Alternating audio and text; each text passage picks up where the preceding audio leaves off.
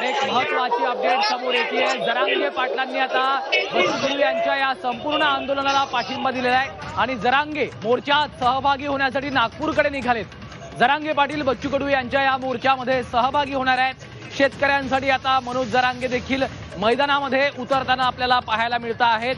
बच्चू कडू यांच्या या महाएल्गार मोर्चाला जरांगे पाटलांनी आपला पाठिंबा दिलेला आहे आणि या मोर्चात सहभागी होण्यासाठी मनोज जरांगे नागपूरकडे रवाना झाल्याची देखील महत्वाची आणि मोठी माहिती समोर येते। त्यामुळे संपूर्ण सर्व स्तरातनं बच्चू कडू यांच्या या संपूर्ण आंदोलनाला आता पाठिंबा मिळताना आपल्याला पाहायला मिळतोय। राज्यभरातले शेतकरी नेते एकवटलेले असतानाच आता मनोज जरांगे पाटलांनी देखील आपला जाहीर पाठिंबा बच्चू कडू यांच्या या शेतकरी आंदोलनाला दिलेला आहे। शेतकऱ्यांच्या कर्जमाफीसह विविध मागण्यांसाठी महाएल्गार मोर्चाची हाक बच्चू कडू यांनी दिलेली होती आणि त्यांच्या याच आंदोलनाला आता मनोज जरांगे पाटील यांनी पाठिंबा दिलेला आहे आणि ही दरम्यान थेट दृश्य पाहतोय आपण झी24 तासच्या माध्यमातून। मनोज जरांगे हे नागपूरच्या दिशेने सध्या रवाना होत असताना आपल्याला पाहायला मिळत आहेत।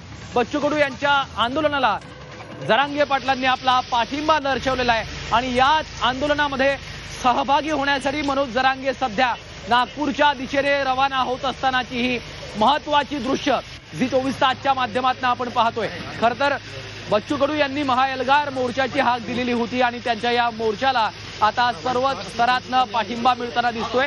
बच्चू कडू यांच्या या आंदोलनामध्ये सहभागी होण्यासाठी मनोज जरांगे पाटील हे नागपूरच्या दिशेने रवाना होताना आपल्याला पाहायला मिळत आहेत। ही थेट महत्वाची दोन दृश्य, एकीकडे शिष्टमंडळाच्या सोबत बच्चू कडू यांची चर्चा सुरू आहे तर दुसरीकडे मनोज जरांगे पाटील हे नागपूरच्या दिशेने रवाना झालेले आहेत।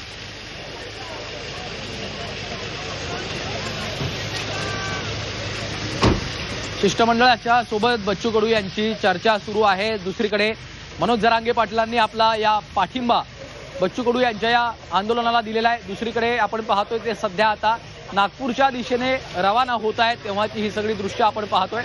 मनोज जरांगे पाटील नागपूरच्या